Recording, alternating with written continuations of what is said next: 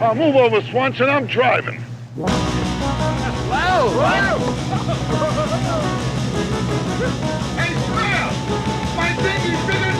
Welcome back to the Caddyshack Minute. This is the podcast where we view and analyze and ignore a routine emergency with the film Caddyshack, 1 minute at a time. I am Tom Taylor, and I am joined by Mike DeMaria. Hello, Mike. Welcome back. You've had a couple days off. You got a spring in your step. You splashed your face with cold water. You're doing great. Yeah, it's good to hear. Okay. And we're also here with Dan Lewis. $20 says the Smales kid picks his nose. I know. I can't help it. I keep going back to the last minute. It's my favorite thing in the world. Yeah. All right. Is he like mimicking like Spalding eating a booger or something? No, he's just going, oh, come on now. Meow. That's him winning money. That's a guy loving life. Yeah, he feels the money entering his system. That's the greatest. But that was minute 85. This is minute 86. That was my fault. No, it's worth revisiting, certainly. Really? 86 begins with Judge Smales being just plain giddy at Al doubling the bet to $40,000 each. And it ends... Is it $40,000 each? I forget. It's $40,000 a team. A team. It's 80,000. Because he says you're in for half of 80,000. Oh, it is 40,000 each. Because he says, he goes, you're in for half of 80,000. Oh, shit. Yeah. So it's $160,000. Jesus. Is that right? I guess so. That's large stakes right there. I don't care how many $60,000 checks you've got laying around your shitty house at Two Briar with pizzas. Okay, so Al doubles the bet, and then this minute ends with Al reacting to getting hit in the arm with a ricocheting golf ball. This is my favorite bit of slapstick. Yeah. And this is the second ricocheting ball in the movie, right? There's a ricocheting ball before when D'Annunzio is caddying for the Haverkamps. That's right. Right off the tree. By golly, I'm hot today. By golly, I'm hot today. And Al's leg wiggling has got to make Mike happy.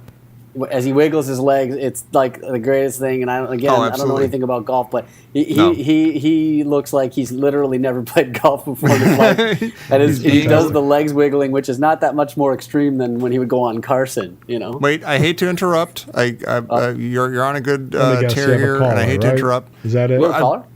We do. This hasn't happened in a while, but the board is lit up just a tiny bit. We've got a caller. We've got Kevin from Schenectady. Welcome, Kevin. Oh. Hey, guys. Long-time listener, second-time caller. Oh, Kevin. It's Kevin. Yeah. Our golf expert. I called him minute 41. Yes. That's right. We remember golf it well. Analysis. You sound like you're whispering. You got a sleeping baby in the house or something? He's not supposed to be calling into golf shows. His wife. He's not supposed to be calling into a podcast. He's holding the mic with the Varden grip, and it's a muffling thing. The Harry Varden interlocking grip, which Mike strangles Tom with. Oh, it still hurts. Oh, wow. Well, thanks for taking my call, everybody. Of course. Yeah, thanks. You're always What do you got for here. us this time? Well, I wanted to talk a bit about Al Czervik and his golf swing. I can't help but comment briefly if you have a moment. Yeah, no, Dan was just talking about his crazy sort of preamble, his the leg kicking and the bouncing and the I don't know what he's doing, but it's beautiful. Histrionics. Histrionics. I think you just chalk it up to histrionics. You're right. Al has this unorthodox tendency to just kind of flail wildly at the ball. You notice that his follow through is normally in prior scenes. I know he swings so violently that it pulls his right hand completely off the club, and he's left kind of just waving the club in his left hand as he sort of falls over to the side. Right. But that costs him in this shot because as he falls to the side, it's what exposes his right arm to the path of the ricocheting golf ball. Oh, hoist on his own petard. I mean, if he'd been swinging appropriately, that thing might just kind of strike him, sort of in the lower part of the left rib. Yeah. But leaves himself in a very. This is not unlike when a ball player will, there'll be a tailing fastball, and he'll move back instinctively into the path of the fastball, the tailing fastball. like get him right in the arm. Well, speaking of tailing fastball, let's just say that Dan, Tigers are just shitting the bed right now. You know that, right? Yo, they're. What do you mean? Do I know that? Yes, I'm just Tigers going are on. Terrible. Okay, I hate let's get back. Okay. Windows closed, by the way, Quick and aside. I'll just say this: we had a chance in 2006 and 2012, but especially 2006, we thought we had it, and then I went with a friend of mine to the Detroit Zoo to watch the tiger Cardinal tear apart a cardboard box with a Cardinals jersey on. And the tiger just sat there and kind of lazily, like a tiger in a zoo might, just kind of lazily swatted at it, and everyone was like, it was all we could do not to boo the tiger. And then, Dan, I am but a humble avocational golf swing analyst. Yeah. But I do know that your friend has got to be a terrible sucker to go to that zoo with you on a day like that. He's supposed to be at work, no less. Yeah. This was a work day. Guy had just started a new job. Played hooky and thought he was going to see that tiger just rip apart that box. And you're going to be filled with. And you're going to look at each other and say, "This is our year." Instead, you looked at each other and said, "That's not a good sign." Yeah, they didn't even stuff it with gazelle everything. meat or anything. I think they just threw it out there, and it was like a just cereal sad box. thing. And it turned out to be a sad precursor to a disappointing World Series. Aw. And now we're all going to be old men by the time we're going to be Haverkamps going to the game by the time the Tigers are good again. Those Tigers are hot today. Golly. Have you guys ever seen a baseball player who holds the bat in a grip with basically two hands together instead of the right hand on top of the left? Oh, weird. No. Because that's basically what Al Czervik does with the golf club. His grip is absolutely awful. I actually have a question before we get too deeply into this. Do we know that Al, or do we know if Al is supposed to be a good golfer? Like, we know he beat Smales earlier in the movie, but that's kind of because he messed with Smales and, like, got into his head, made him slice and all that stuff. Wait a But, like, minute. is he He actually beat supposed to be Smales? good? Oh no, he wasn't playing with Smales. Oh, he wasn't playing. No, but you're right. But he had that bet against him, like, you'll slice into the woods and stuff like What the that. hell does it have to do with him being a golfer? No, I'm trying to find something to go on that indicates to us that Al is supposed to be a good player. We know he's a bad. I think it's just presumed he's a terrible player. Okay. See, I never really got that before. Yeah, he can't play golf. He only just started golf. He probably grew up playing squash on the public courts in Brooklyn. Well, he's got that Albert Einstein putter. Is he not allowed to use that in this illegal match? Well, that's his with friend. the stakes. He's got a buddy. He made a fortune in physics. Yeah. All right. I just wanted to. I just didn't know where we were coming from here exactly. No. For some reason, I had it in my head that he was supposed to be good, but he's choking. No, you're We're just watching. really sidetracking here, but I do have a question because I don't know if this was asked before. But did Albert Einstein actually make a fortune in physics? No, I don't think he made anything. It's an academic job, but he was quite famous. Yeah. I think in his later, like when he came over to the States and stuff and thing. Yeah, I think he got a lot of notoriety, and he probably got to. I think in those circles, I don't know if he made a fortune, but I think that he became the head nerd, and he got invited to a lot of parties and stuff like that. Yeah. All right. I just wanted to know. All right. But anyway, sorry. He does the double hand locking grip, which is like that's I believe called the quadruple Varden. Yeah, I think it's the complete overlap. I don't even know if there's a name for it, technically speaking. But the position of the hands is right below the crotch. It's dead center of the body, and he's got the elbows pulled up, almost completely under the armpits, instead of an extended position. And then he takes only a meager little half backswing, but then quickly presses the left hip downward toward the ball, which is why he takes such an awful divot, and then falls completely backward, losing his balance almost completely as he spins out of control. Oh, you mentioned divots, and I had a question a while ago, but we see Al swing and a huge just chunk of grass comes out. Does that necessarily mean that you've done a terrible swing? No, What do you call it? Doing a golf? I've seen Matt and a divot will go up for a professional golfer. I think the divot is that big, though. What you're looking for in a divot pattern, guys, is whether the divot begins in front of the ball, which is where it should begin, because you should strike the ball before you strike the turf. Yeah. If the divot begins behind the ball, there's never going to be sound contact between the club face and the ball. And so if you look at Al's address to the ball in minute 86 here, you'll notice that he positions the club face 2 or 3 inches behind the ball before he begins his swing. And taps the club face in front of and behind the ball a few times. It's moving before he even swings. It's not putting himself in an ideal position. He's going to take that large beaver pelt right from behind the ball, and it's going to be a big divot. Very interesting. Yeah, that's good stuff, and that's good squishy. But it's good squishy. But and we know from this that it can be dangerous to golf this way, obviously, because as a spoiler for next minute, we do know that there's a alleged fracturing of the arm. Alleged. I don't want to talk out of school here, guys. I mean, I know we're talking about minute 87, but he's struck by the ball actually closer to the bicep, where one would expect to see a circular hematoma or ecchymosis. Oh, what now? Are you a doctor? I'm not a doctor, but my wife's a doctor, and she casually watched the minute with me and had some comments. Oh, she was able to diagnose Rodney? She was. As well as Dr. Beeper? Strangely, on his physical exam, Dr. Beeper does not see the circular hematoma or ecchymosis. He does a physical exam that shows a pronounced flexible radial rotation, which might be indicative of a olecranon bursitis, commonly known as golfer's elbow. Oh, interesting. Oh, that's very interesting. Yeah, that's the inflammation there. Right. It's ironic that such a terrible golfer can still suffer from golfer's elbow. That's sad. So Al's showing decent pronation and supination, which would indicate the lack of a fracture and at most a winged scapula. Huh. Oh. Yeah. Dr. Beeper kind of is hasty in his diagnosis of ulnar fracture. Yeah, I'm not a doctor, but I've always thought that examination was a little cursory. It seems self-serving. We'll get there next time. It really is. And Very he does. self-serving. He sort of. The doctor. Well, I mean, we can get into that next minute, but he seems to follow this thing of where unless he has absolute proof, he's always open to the idea that there could be a fracture there. You know, he's pretty sure there's not, but he follows a kind of like strict judiciary.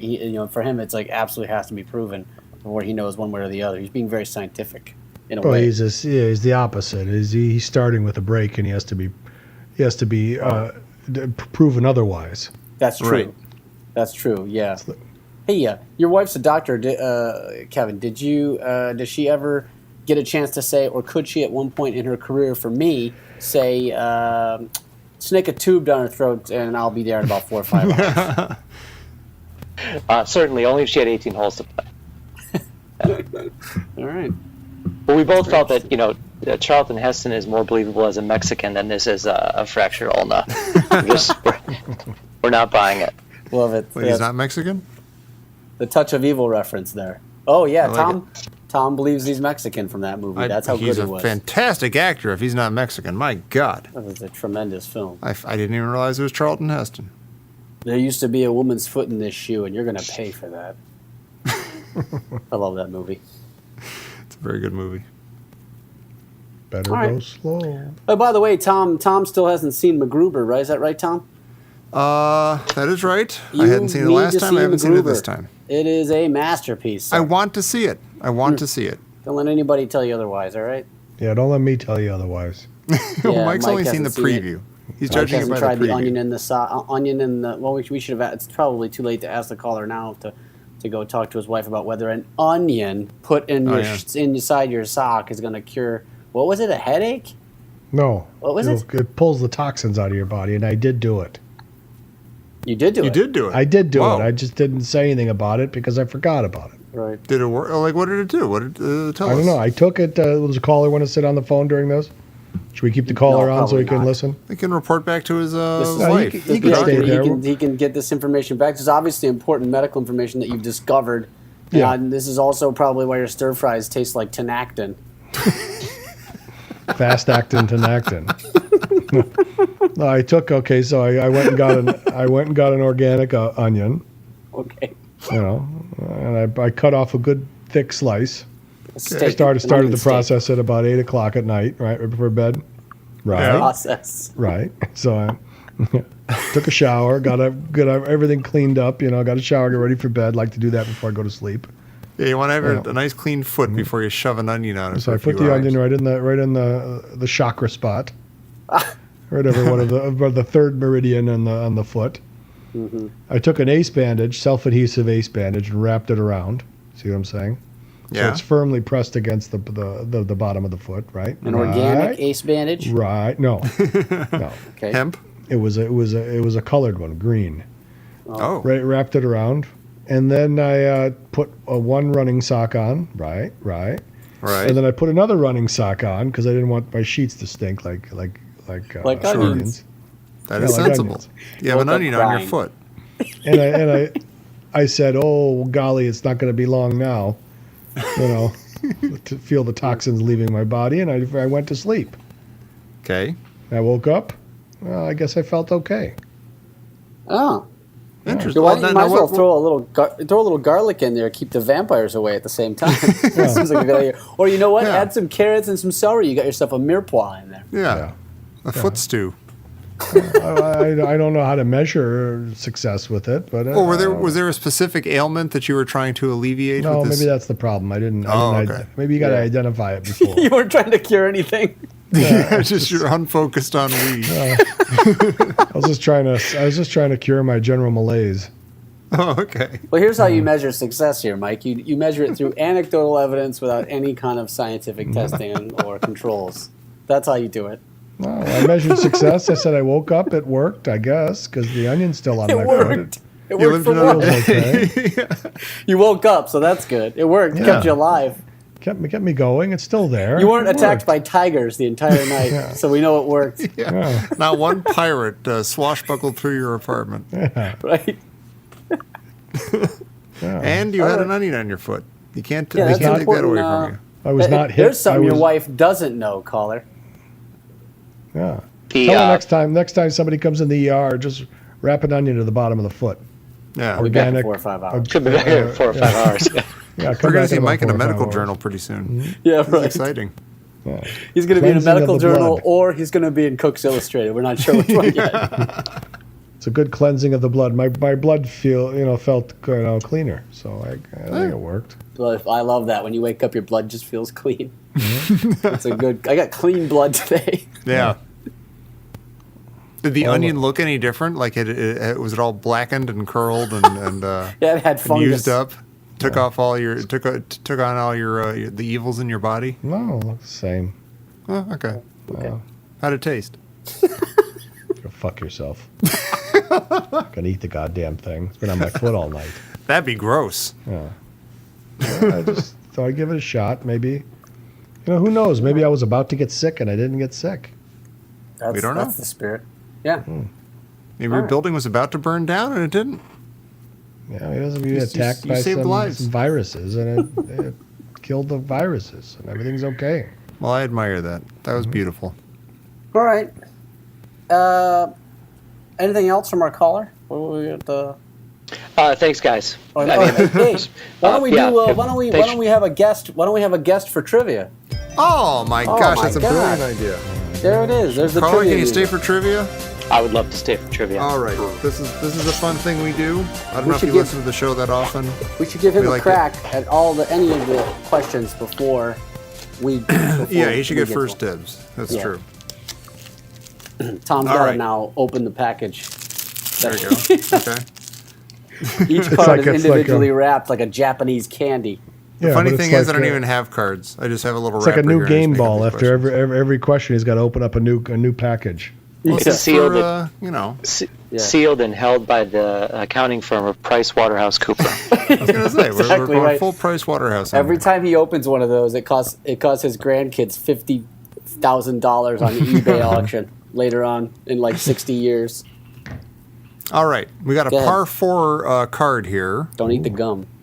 Don't eat the gum. What? Like when you open a baseball package. That's an old one. I love the gum. I like that gum too. But you open up one of those packs. Now, did you have a lot of those, Dan, when you were in in the 80s, my mom would walk into the store, and she would just buy the whole box of the cards. Oh my gosh! And then she'd take them home and say, "Don't open these because they'll be worth money one day." Yeah, my mom didn't do that. She goes, "I know you like gum, and this is the only gum I could find." And then she gave me the package. You throw the cards away, but no, then you'd have these boxes laying around of all these cards from the 80s. You're like, my mom told me these be. Yeah, and then you're a grown man. You go to the card shop and say, you know what? I'm trading these in because my mom said they'd be worth money one day. Right, because I can't pay the rent. Yeah, I can't pay the rent. I got like the whole box. I'm selling my mom's legacy now. I got the whole set. They would sell them in these long cardboard sort of boxes, right? The single file boxes. They look like a 6-deck shoot from a blackjack. You can't touch them. And I got those for Christmas. My parents would go, you love baseball cards. Here's the entire top set, Oh, it's fun. That's right. So what'd you get for those cards, Mike? Well, nothing. They're not like 1980s cards. They're not 1980s tops. They were mass produced. Yeah. It was nothing. It's like people saving like stuff from like the Phantom Menace. This unopened Ronto creature from Phantom Menace. I had a pretty good collection. I had all the cards, the boxes like Dan saying. And I had a couple sets of like 1974, 75, the Topps minis. Fred Lynn rookie card? Yeah, and inside the George Brett rookie card. And the Robin Yount. George Brett, Fred Lynn, you got some good stuff in there. Yeah. So those are the ones that shot the price up, right? Right. Mm-hmm. But then I started selling it off piecemeal when times were lean, Yep. And I had a Walter Payton rookie card too. That was one of. Oh wow. And the guy offered me a low ball, and I said, fuck this noise, man, and I left. And it was almost like he probably was sitting with his buddy and said, watch, he'll be back. And I walked outside and stared at it and said, boy, I could really use that money. Oh. And I walked around, and he's like, see, I knew he'd come back. Oh. Man. And now it's gone. I don't like that story. No. Hey, you might have gotten that. I had that Billy Ripken card where somebody wrote fuckface on the bottom of his bat.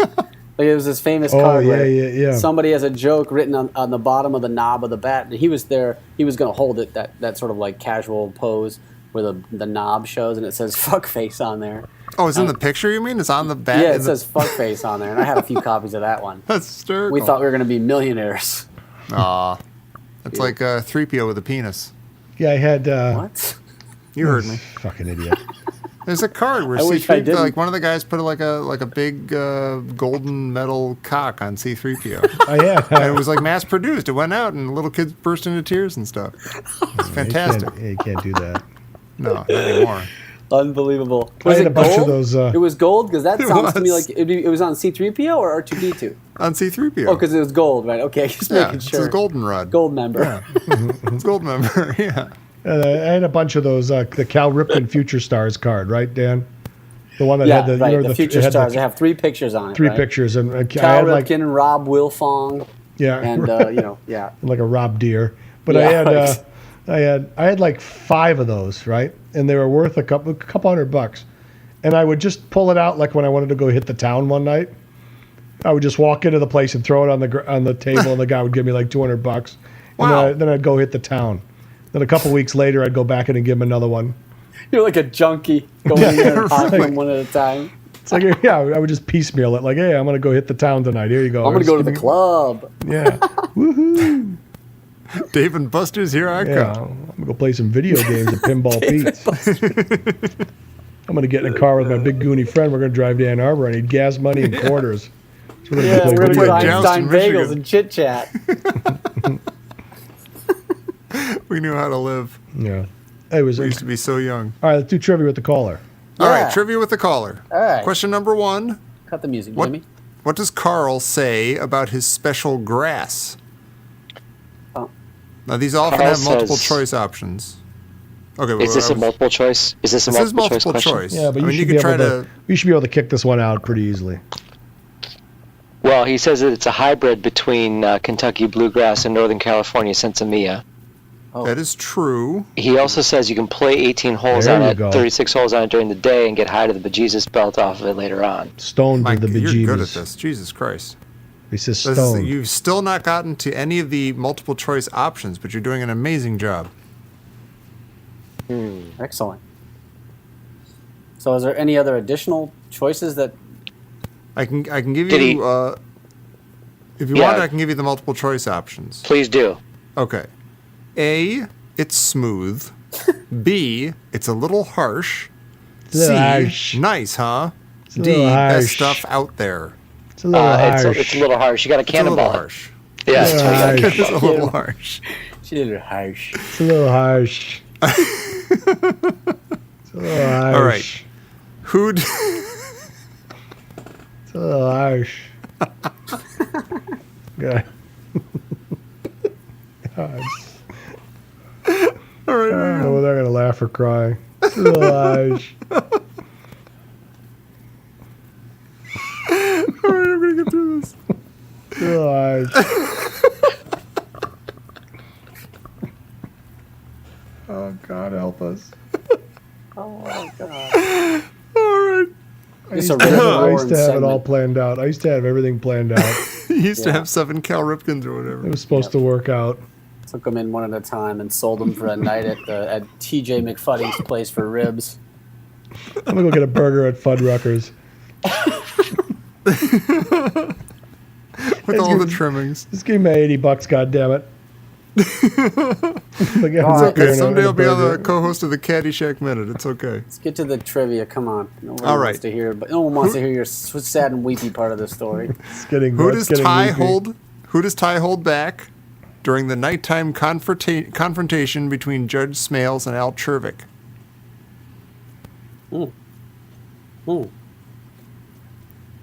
Now, come on. We all know this. I know this. You guys don't know this? I don't remember which guy. Kevin? It's fun. He's got him like a headlock, sort of, not a headlock, but like a, I don't know what you call that. His arms up in the air. Is it Bishop Pickering? It is not. Oh. No. Good grief. I love that you know his name is Pickering. Yeah, it was pretty nice. You get an extra point for that, actually. No, Pickering was freshly hit by lightning. He's just chilling out at the bar. Yeah. That's right. Fiddlesticks. My name is Fred. Well, man, same as you. It's a little harsh. All right. What's the answer to the damn question? It's Dr. Beeper. He just grabs Dr. Beeper for no reason. He's not even in the fight. But Ty rushes in and grabs Dr. Beeper. Oh, okay. Guys remember Caddyshack. That's a good one. You got to really know the movie for that one. See? Apparently I do. Right. Who doesn't take a dip in the pool on Caddy Day? Okay, so this is obviously multiple choice. Danny. Joey, Danny, Angie, or Tony? Danny. That's correct. I'm sorry. The caller's supposed to get first crack. I'm sorry. Yeah, he knew it, though. He got it in there. Okay, well, we're going to know this one. Fucking know, DiMaria. Life's a little harsh. It's a little harsh. Life's a little harsh. So Mike's going to fall asleep tonight. Little harsh. Little harsh. Little harsh. With a little feather. Rising and falling. All right. How many pages long was the original Caddyshack screenplay? I don't care. That's stupid. That's a dumb question. That's stupid. Kevin, do you know anything about screenplays? Maybe you can hit this one out of the park without. Yeah, I do. Like a typical Hollywood 3-act structure. What are we talking? The original draft of Caddyshack, as I understand it, was much longer than average, close to 200 pages. Oh. Very interesting. How close to 200 would you say? Well, I'd say give or take 20. Is 199 pages. Oh. I think Kevin, our guest, is nope. What? Price is Right rules. You went over by 1 page. Okay. If he would have said 1 page, you win. But he said close to 200. He said close to 200. No, Price is Right rules. All right, I'm just car. I'm not saying he wins a car, but it's impressive. He knows his stuff. Roddy, tell him what he won. For a guy who didn't know that, I'm still like none of you guys knew about Dr. Beeper getting. I'm sorry, Tom. Held up by I don't know. We're doing a show about Caddyshack minute by goddamn minute. Well, you didn't notice that Motormouth does the middle finger. All right, here we go. What was the best Price is Right game? A lot of people say Plinko, but I find that one just to be an act of God, you know? That's 100% luck. And that guy, you saw that guy recently, right? Yeah, the guy that got like 5 Plinkos in a row. Or whatever. Like the 50,000. Yeah. He was cheering himself on. I liked the one where you had to guess the things and then you had the yodeling guy. Yeah, the mountain climber. That's always the first one I think of. That's the one I was going to say, too. And also, I like when Bob Barker has to the guy has to make a putt, and Bob Barker for some reason would always like say, "Let me do it first, just for fun," and he would always drain the shot every single time. Curious. Yeah. He was in Happy Madison. And the second the second showcase was always the best. Yeah. Those are great. Yeah. I like that big wheel. That big wheel was my favorite game. The big vertical wheel. That was fun. People didn't do the wheel right because, let me get into this now. If it didn't go around at least once, then you'd have to go again, right? Yeah. So they shouldn't have tried to spin it fast. They should have tried to spin it once, because then you increase your odds of getting that. And if anything, you miss a little bit, you get one of those other small ones. I think it was a good idea just to try to go once. But it doesn't. No, if it went around, I guess it has to go around from where you started, right? Or does it always start at the $1? $1. Yeah. So if it lands on $1, it didn't go all the way around. Oh, it did. If it lands on $1, it went exactly once around. It has to cross $1, I believe. I don't know if that's the rule. I don't know if that's the rule. You'd have to go to the book on that one. We'll have to look that one up. Yeah, we go to the books. Roddy, read us that rule. Can we get a ruling? Don't we have one more question? What? I don't know where Kevin is. That was forward. Where'd you say? Schenectady? Last time he was in Plymouth, Michigan, but he probably has to get to bed. Give the man a question. That was it. We had 4 questions. We already did all the questions. All right, that was trivia. Good night, everybody. Oh, my God. Cut the music, Jimmy. A new car. A new car.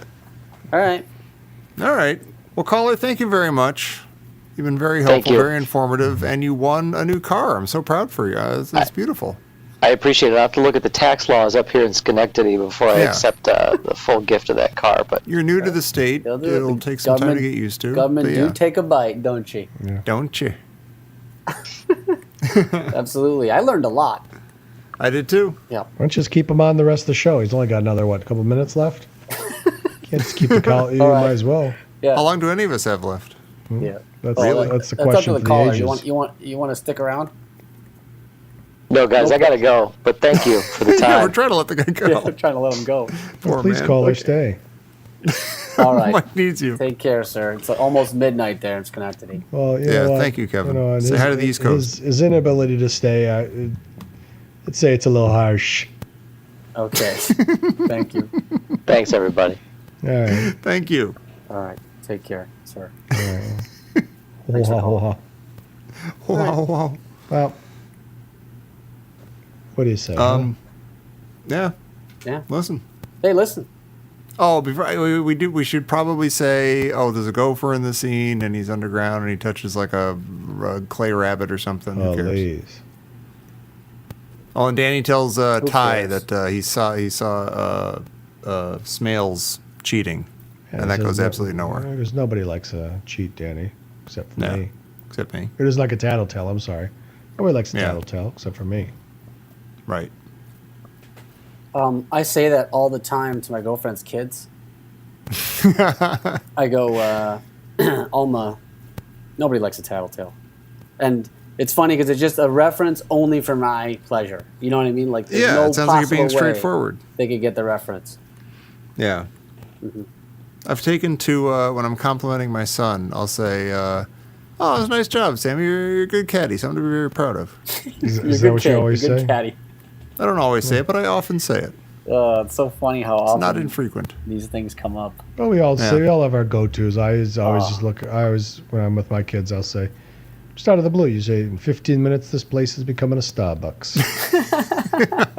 That's right. Dad, what are you talking about? I do a lot of, like, in the right situation, a great one that always does well is the world needs ditch diggers too. Yeah. Like when someone's giving me a sob story about their job or something, I'll just bust that one out. Probably nobody even knows where it's from. Probably as my son becomes a teenager, I'll lean more heavily into, don't you have homes? When he starts hanging around when he's 40. Yeah, hanging around with the Scots. No, just hanging around your house. He won't leave your house. Yeah. You're going to have one of those kids that sticks around for, I don't know. Yeah. Onions up the milk. I feel like you would enjoy that, though. Be hanging out with your kid watching movies. I do like him. He's a nice kid so I think far. Tom will actually go move in with his kid. He'll be the one living in the basement. Let's ditch this scene. Yeah. Let's take the TV and go. Yeah. Wrenchment. Living with that crazy kid. Be good, clean fun. Mm-hmm. Hey, listen. Hey, listen. Hey, listen. What?